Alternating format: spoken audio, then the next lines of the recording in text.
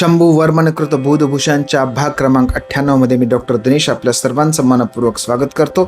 आपण शंभूराजेंचा बुधभूषण सर्वांना समजणाऱ्या साध्या मराठी भाषेमध्ये आपल्यासमोर घेऊन आलेलो आहोत आणि आजचा पहिल्या अध्यायातील पहिल्या भागातील भाग श्लोक क्रमांक 180 आहे आणि आजचा विषय आहे तो म्हणजे कार्पासह म्हणजेच कापूस. कापसाला उद्देशून महाराजांनी काय लिहिलेलं आहे. से हे वात जल प्रतापन पोद्दाम दाह व्यथाम पश्चाद स्थिती वियोजितोथ मुदितो यंत्रे चीरम भ्रमितः कार्पासो गुणजाम वाप्य सहसा जातः स्वयं कंचुकी वक्षोजम परिरब्धमोष कृतवान किम किम न कर्माभ्युतम.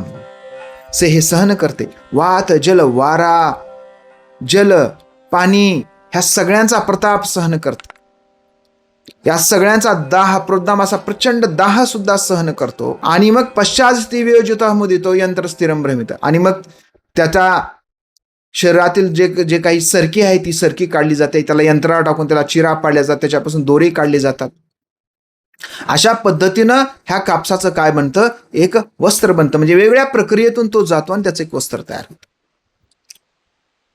पुढे महाराज सांगतात कार्पासो गुणजाम वाप्य, ह्या कापसाच्या गुणामुळं त्याच्या कॉटन असण्यामुळं, ह्या कॉटन जे शरीराला वापरायला हलकं साधं सोपं असल्यामुळं, आरोग्यदायी असल्यामुळं, चांगलं असल्यामुळं सहसा जात स्वयं कंचुकी आणि मग ह्या दोऱ्यापासून जो कपडा तयार झाला त्याची काय बनली, कंचुकी बनली. म्हणजे काय बनली, स्त्रीची चोळी बनली.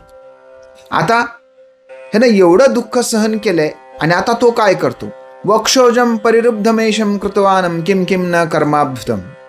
आणि आता काय करतो तो, तर त्या महिलेच्या वक्षांचं काय करतो, संरक्षण करतो. वक्षांना काय करतो, आधार देतो. म्हणजे आतापर्यंत जरी त्यानं त्रास सहन केलेला असला, दुःख अडचणी सहन केल्या, तर तो त्याला वेगवेगळ्या प्रक्रियातून जरी जावं लागलं असलं तरी आता जे त्याला मिळालेलं काम आहे ते कसं आहे, सोपं आहे, फार कठीण नाही. या उलट स्त्रीच्या शरीराला एक सुंदर आकार देण्याचं काम त्याला मिळालेलं आहे, त्याला सौंदर्य प्रदान करण्याचं काम त्याला प्राप्त झालेलं आहे, असं महाराज या ठिकाणी लिहितात. आणि त्यामुळे आपणही आपल्या जीवनामध्ये वागताना आज जरी आपण कठीण परिस्थितीमध्ये असलो, आज जरी आपण अवघड परिस्थितीमध्ये असलो, दुःख सहन करत असलो, फार आनंदायी स्थिती आपली आज जरी नसली तरी कदाचित उद्याचं आपलं भविष्य चांगलं बनण्याचा पाया हे आजचं आपलं दुःख असणार आहे. अगोदर पायामध्ये दगड घालावे लागतात, मगच मोठी इमारत उभी राहते. इमारत बिना पायाची उभी राहत नाही.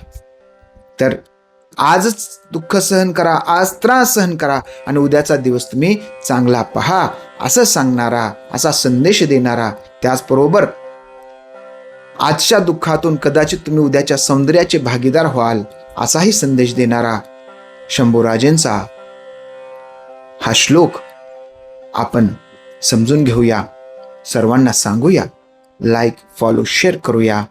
भेटूया पुढच्या श्लोकामध्ये, पुढच्या भागामध्ये. तोपर्यंत जय शहाजी, जय जिजाऊ, जय शिवराय, जय शंभूराजे.